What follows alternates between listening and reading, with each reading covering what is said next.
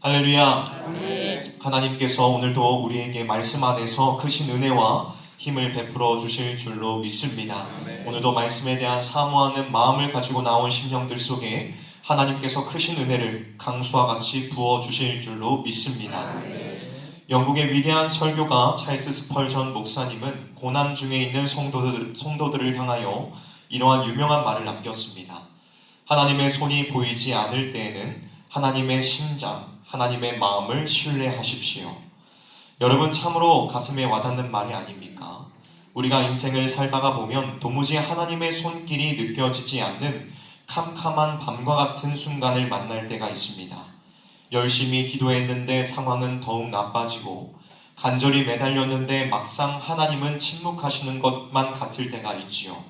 질병의 문제, 자녀의 문제, 앞이 보이지 않는 막막한 현실 앞에서 우리는 하나님 도대체 어디에 계십니까? 왜 빨리 내 문제를 해결해 주지 않으십니까? 라고 탄식해야 하며 불안해합니다. 그래서 우리에게 있어서 가장 힘든 신앙의 훈련이 바로 이 기다림의 시간이지요. 오늘 우리가 함께 읽은 이 시편 27편의 주인공인 다윗도 바로 이러한 하나님의 손이 보이지 않는 것과 같은 절박한 상황 가운데 있었습니다. 성경학자들은 이 시편을 다윗이 자신의 아들 압살롬에게 쫓겨 도망다니던 때의 고백으로 봅니다. 여러분, 한번 생각해 보십시오. 다른 적도 아닌, 눈에 넣어도 아프지 않을 아들이 칼을 겨누며 쫓아옵니다. 신발도 제대로 신지 못하고 울며 왕궁을 떠나야 했던 다윗의 심정이 어떠했겠습니까? 억울함과 배신감, 그리고 어쩌면 죽을지도 모른다는 두려움이 그를 계속해서 짓누르고 있었을 것입니다.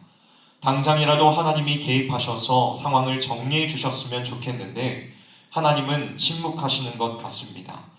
그런데 이 정말 죽을 것만 같은 위기 속에서 다윗은 놀라운 고백을 합니다. 그는 두려움에 떨거나 인간적인 방법을 찾으려 하지 않았습니다. 대신에 그는 자신의 요동치는 그 영혼을 향하여, 그리고 오늘 이 자리에 모인 우리들을 향하여 아주 단호하고 확신에 찬 목소리로 이렇게 선포합니다. 너는 여호와를 기다릴지어다. 그렇다면 여러분, 도대체 다윗이 말하고 있는 이 기다림은 어떠한 의미일까요? 모든 것이 끝난 것 같은 상황에서 그가 붙들었던 하나님의 심장, 그 하나님의 마음은 과연 무엇이었을까요? 오늘 이 시간 다윗의 고백을 통하여서 고난의 때를 지나는 우리가 붙들어야 할 참된 믿음의 자세가 무엇인지를 배우고, 기다리는 자에게 반드시 찾아오시는 하나님의 은혜를 만나고 경험하는 귀하고 복된 시간이 되기를 주님의 이름으로 간절히 축복합니다. 먼저 첫 번째로, 고난의 밤을 지나는 우리가 주님을 기다리는 가장 확실한 방법은 주님의 얼굴을 구하며 기도하는 것입니다. 무엇 하는 것이라고요? 주님의 얼굴을 구하며 기도하는 것입니다. 오늘 본문 7절 말씀을 보십시오. 다윗은 지금 생사의 기로 속에 있습니다. 아들이 반란을 일으켰고 수많은 대적들이 그를 치려고 합니다. 왕으로서 군사력을 점검하거나 정치적인 돌파구를 모색하며 찾을 법도 합니다. 그러나 다윗이 먼저, 그리고 가장 간절하게 한 일은 무엇이었습니까? 여호와여, 내가 소리내어 부르짖을 때에 들으시고 또한 나를 긍휼히 여기사 응답하소서라고 하였습니다. 사랑하는 성도 여러분, 다윗은 어려움 속에서 침묵하지 않았습니다. 그는 오히려 소리를 내어 부르짖었습니다. 여기에서 우리는 기다림에 대한 아주 중요한 원리를 발견하게 되지요.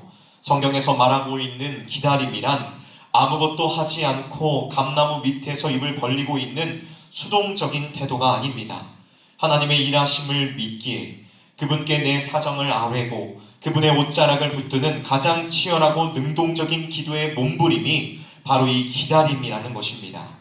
특별히 다윗의 기도를 자세히 들여다보면 다윗은 단순히 문제를 해결해달라, 원수를 없애달라고만 구하지 않습니다. 8절을 보십시오. 그는 하나님의 말씀을 기억하며 이렇게 고백하고 있습니다. 8절 말씀을 우리가 함께 읽어보도록 할까요? 시작! 너희는 내 얼굴을 찾으라 하실 때에 내가 마음으로 주께 말하되 여호와여, 내가 주의 얼굴을 찾으리이다 하였나이다. 아멘. 여러분, 이것이 무슨 뜻입니까? 무슨 의미입니까? 다윗은 문제의 해결보다 문제의 해결자 되시는 하나님의 얼굴을 먼저 구했다는 것입니다.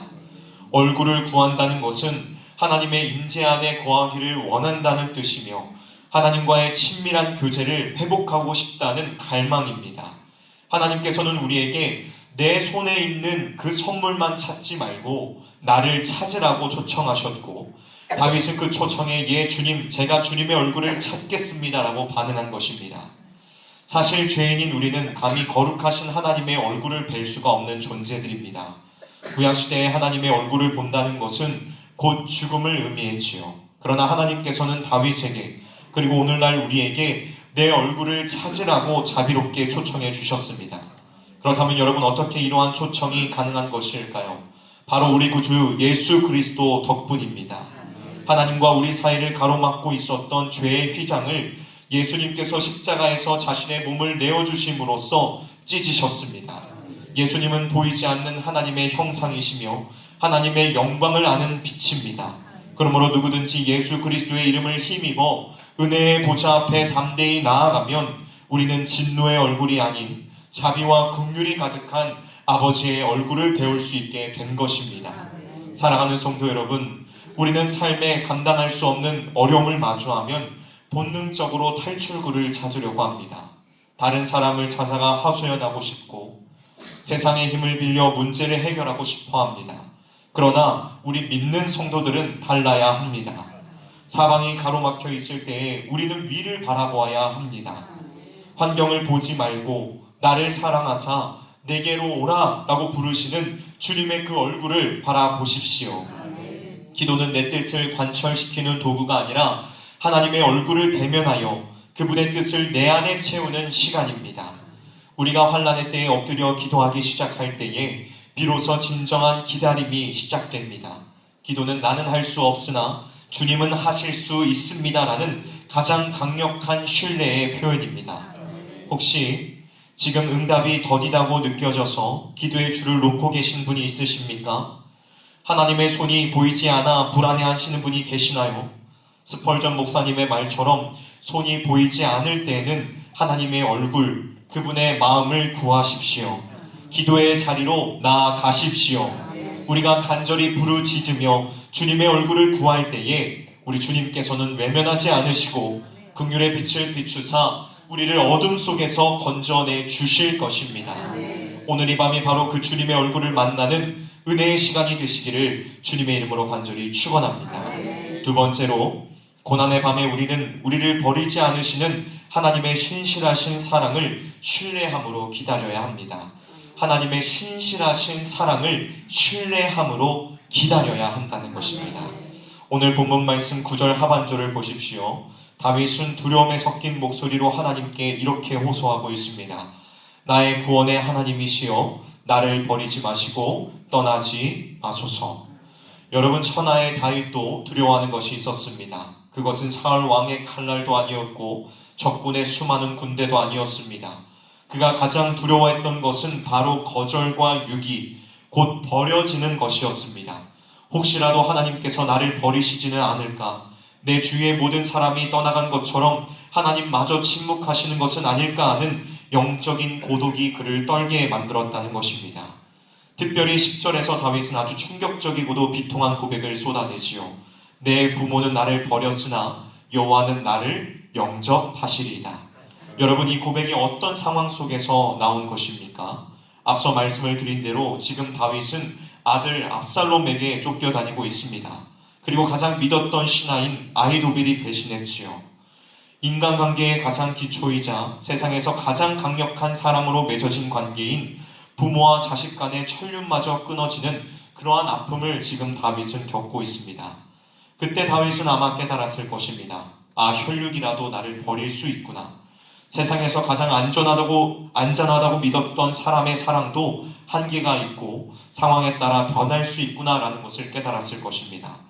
여러분, 인간의 사랑은 유한합니다. 부모가 자식을 아무리 사랑해도 능력이 없어서 자식을 지켜주지 못할 때가 많이 있습니다. 혹은 부모가 먼저 세상을 떠나므로 자식을 홀로 남겨두어야 할 때도 있지요. 때로는 인간의 죄성 때문에 서로 상처를 주고받으며 관계가 단절되기도 합니다. 이것이 우리가 의지하는 세상의 실체입니다. 그러나 다윗은 인간의 사랑이 끝나는 그 절망의 절벽 끝에서 하나님의 영원한 사랑을 붙잡습니다. 여호와는 나를 영접하시리이다. 여기에서 영접한다라는 이 말은 거두어 주신다, 모아 들이신다라는 뜻입니다. 마치 전쟁터에 버려진 고아와 같은 나를 하나님께서 친히 찾아오셔서 안아주시고 그분의 자녀로 삼아주신다는 확신입니다. 세상 모두가 나에게서 등을 돌려도 창세 전부터 나를 택하신 하나님께서는 결코 나를 포기하지 않으십니다.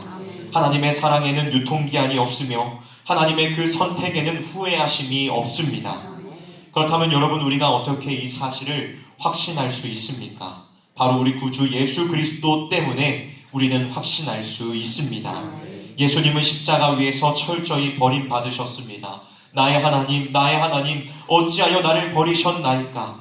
주님께서 십자가에서 하나님 아버지께 버림받는 그 끔찍한 고통과 단절을 감당하셨기에 우리는 하나님께 영원히 영접받는 자녀가 되었습니다. 예수님이 버림받으심으로 우리가 받아들여졌다는 것입니다. 이것이 바로 십자가의 은혜이며 우리를 향하신 하나님의 확증된 사랑입니다. 그러므로 사랑하는 성도 여러분, 이 기다림의 시간은 외로움의 시간이 아니라 하나님의 사랑을 확인하는 시간입니다. 사람들이 나를 몰라준다고, 상황이 내 뜻대로 되지 않는다고 낙심하지 마십시오. 사람을 의지하던 마음을 내려놓고 눈을 들어서 영원히 변치 않는 하나님 아버지를 바라보시기를 바랍니다. 더 나아가 다윗은 이 신뢰를 바탕으로 구체적인 기도를 드리고 있습니다. 11절을 보십시오. 여호와여, 주의 도를 내게 가르치시고 내 원수를 생각하셔서 평탄한 길로 나를 인도하소서. 다윗은 단순히 이 고통을 빨리 없애주십시오라고 하지 않고 주의 도를 가르쳐 주십시오라고 기도합니다. 기다리는 동안 내 마음대로, 내 꾀와 수단으로 위기를 모면하려 하지 않고 하나님이 원하시는 정직하고 의로운 길을 걷겠다는 결단입니다. 원수들은 다윗이 실족하기만을 기다리고 있습니다. 그렇게 다윗은 더욱더 하나님의 말씀에 귀를 기울이며 하나님이 기뻐하시는 평탄의 길, 곧 올바른 길로 가기를 소원했습니다. 사랑하는 성도 여러분, 우리는 이 기다림의 시간을 낭비해서는 안 됩니다. 하나님이 일하시기를 기다리는 동안 우리는 말씀 앞에 엎드려야 합니다. 주님, 이 고난을 통해 제가 깨닫기를 원하는 것이 무엇입니까? 제가 걸어가야 할 바른 길은 어디입니까? 라고 물으면서 주님의 인도를 구해야 합니다. 여러분, 주님은 우리를 고아와 같이 버려두지 않으십니다. 성령님을 우리에게 보내어 주시어서 우리와 동행하게 하시고 말씀으로 우리의 갈 길을 친히 비추어 주십니다. 세상은 우리를 버릴지라도 우리 주님은 끝까지 우리를 영접하시고 인도하십니다. 이 신실하신 하나님을 전적으로 신뢰함으로 요동하지 않고 잠잠히 주님을 기다리는 저와 여러분이 되시기를 주님의 이름으로 간절히 소망합니다.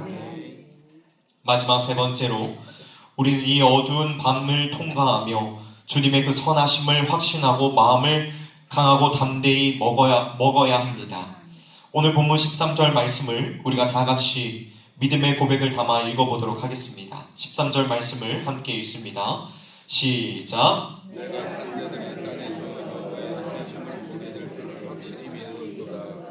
아멘. 사랑하는 성도 여러분, 이 고백이 얼마나 위대한지 모릅니다. 지금 다윗의 상황이 어떠합니까? 아들에게 쫓겨 언제 죽을지 모르는 죽음의 땅을 헤매고 있습니다. 눈앞에 보이는 현실은 온통 배신과 절망뿐입니다. 그런데 다윗은 지금 무엇을 선포하고 있습니까? 나는 죽지 않는다. 나는 반드시 살아나서 이 산자들의 땅에서 하나님이 베풀어 주시는 그 선하심을 내 두 눈으로 똑똑히 보게 될 것이다 라고 외치고 있는 것입니다. 여러분, 여기에서 말하고 있는 이 여호와의 선하심이란 무엇입니까? 하나님께서는 본질적으로 선하신 분이라는 사실입니다. 내 상황은 악할지라도, 내 상황은 어려울지라도 나를 다루시는 그 하나님은 선하십니다. 때로는 우리에게 고난을 허락하시고 침묵하시는 것 같지만 그 모든 과정조차 합력하여 선을 이루시는 하나님의 선하신 계획 안에 있음을 믿는 것입니다. 다윗은 이 믿음이 있었기에 오늘 내가 당하는 이 고난이 내 인생의 결론이 아님을 확신했습니다. 하나님께서 반드시 이 상황을 역전시키시고 나에게 가장 좋은 것을 주실 것을 의심하지 않았다는 것입니다. 사랑하는 성도 여러분, 우리가 신앙생활을 하다가 왜 낙심하게 됩니까? 왜 기다리다가 지쳐서 포기하게 됩니까? 하나님의 선하심에 대한 믿음이 희미해지기 때문입니다. 하나님이 나를 잊으셨나 봐, 이번에는 안 될 거야 라는 그러한 불신앙이 우리의 마음을 파고들기 때문입니다. 그러나 여러분, 이 사실을 기억하십시오. 우리가 믿고 있는 그 하나님은 좋으신 아버지이십니다. 자기의 아들을 아끼지 않고 우리에게 내어주신 분이 어찌 그 아들과 함께 모든 좋은 것을 우리에게 주시지 않겠습니까? 우리 눈앞의 현실이 아무리 캄캄한 어둠과 같아 보여도 우리는 반드시 그곳에서 걸어나와 산자의 땅에서 하나님의 영광을 보게 될 줄로 믿습니다. 이러한 확신을 가지고 다윗은 이제 14절에서 자기 자신의 영혼을 향해 이렇게 강하게 명령합니다. 너는 여호와를 기다릴지어다. 강하고 담대하며 여호와를 기다릴지어다. 여기에서 강하고 담대하라 라는 이 말은 단순히 마음을 굳게 먹어라 라는 정도의 자기 최면이 아닙니다. 이것은 전쟁터에 나가는 군사에게 주시는 명령입니다. 기다림은 가만히 앉아있는 것이 아니라 낙심과 의심이라는 적군과 싸우는 치열한 영적 전쟁입니다. 사단은 끊임없이 우리에게 포기해, 끝났어, 하나님은 없어 라고 속삭입니다. 그때마다 우리는 믿음의 방패를 들고 마음을 강하게 하며 담대히 해야 합니다. 아니야, 하나님은 살아계셔, 하나님은 선하셔, 반드시 내 기도에 응답하실 거야 라며 선포하고 버텨내는 것, 이것이 바로 강하고 담대하게 기다리는 것입니다. 그렇다면 여러분, 우리가 어떻게 끝까지 강하고 담대할 수 있습니까? 우리의 대장 되신 예수 그리스도께서 이미 승리하셨음을 믿고 바라보면 우리는 끝까지 강하고 담대할 수 있습니다. 예수님은 십자가의 고난과 무덤의 어둠 속에서도 하나님 아버지를 끝까지 신뢰하며 기다리셨습니다. 세상은 예수님이 실패했다고 조롱했지만 하나님께서는 3일 만에 예수님을 다시 살리심으로 여호와의 선하심을 만천하에 보여주셨습니다. 부활하신 주님께서 지금 우리와 함께하고 계십니다. 믿으십니까? 부활하신 주님께서 우리와 함께하고 계십니다. 주님의 승리가 곧 우리의 승리인 줄 믿습니다. 십자가 뒤에, 고난 뒤에 부활이 있었듯이 우리들의 이 기다림 뒤에는 반드시 하나님의 영광과 승리가 예비되어 있는 줄로 믿습니다. 그러므로 사랑하는 성도 여러분, 지금 눈앞의 상황이 캄캄하다고 해서 하나님의 선하심을 의심하지 마십시오. 하나님은 실수하지 않으시는 분이십니다. 하나님은 늦는 법이 없으십니다. 가장 정확한 때에 가장 좋은 방법으로 우리에게 응답하실 것입니다. 그러므로 낙심하여 축 처진 무릎을 일으켜 세우십시오. 두려움에 떨던 그 가슴을 펴십시오. 그리고 우리 영혼에게 명령하십시오. 내 영혼아, 잠잠히 여호와만 바라라. 그분이 나의 구원이시오 나의 요새이시니 내가 크게 흔들리지 아니하리로다. 오늘 이 밤 이 약속의 말씀을 붙잡고 마음을 강하게 하시기를 바랍니다. 하나님을 바라는 자, 하나님을 의지하는 자, 하나님을 의뢰하는 자는 결코 수치를 당하지 않습니다. 끝까지 견디며 소망 중에 주님을 바라는 자에게 하나님께서는 세상이 감당할 수 없는 그러한 새 힘을 부어주실 것입니다. 그 힘으로 다시 일어서고 마침내 우리의 삶에 펼쳐질 하나님의 선하심을 날마다 간증하는 삶을 살아가는 우리 모두가 되기를 주님의 이름으로 간절히 축원합니다. 말씀을 마무리하도록 하겠습니다. 사랑하는 성도 여러분, 칠흑 같은 어둠이 깊을수록 새벽은 더욱 가까이 와 있습니다. 지금 우리가 보내고 있는 이 기다림의 시간은 결코 버려진 시간이 아닙니다. 하나님께서 침묵하시는 시간이 아니라 우리를 위하여 가장 좋은 것을 예비하고 계시는 은혜의 시간인 줄로 믿습니다. 때로는 너무 지치고 힘들어서 주님 언제까지입니까? 라고 묻고 싶을 때가 있을 것입니다. 그러나 여러분, 이 사실을 기억하십시오.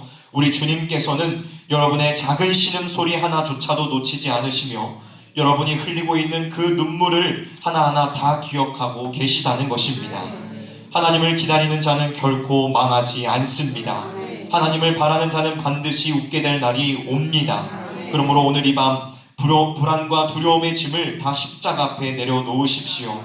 그리고 우리를 위해 졸지도 주무시지도 않고 일하시는 그 신실하신 하나님을 기대하시기를 바랍니다.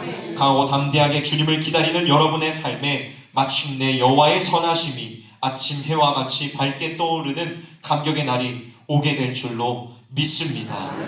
우리 함께 찬송 한 장 부르고 기도할까요? 찬송 한 장 부르고 우리 간절하게 주님 앞에 기도할 수 있기를 원합니다. 361장 함께 찬양하시고 오늘 말씀을 붙들고 함께 기도하기를 원합니다. 여러분의 삶 가운데 혹시나 어려움이 있지는 않습니까? 혹시나 기도는 오래 했는데 하나님께서 침묵하는 것처럼 느껴지는 때를 보내고 있는 것은 아닙니까? 낙심하지 마십시오. 좌절하지 마십시오. 하나님께서는 반드시 여러분들을 일으켜 세우실 것이고 놀라운 승리의 날을 주실 것입니다. 그 날을 바라보면서 우리가 기도하며 기다릴 수 있기를 바랍니다. 우리 함께 힘차게 박수 치시고 함께 기도하도록 하겠습니다.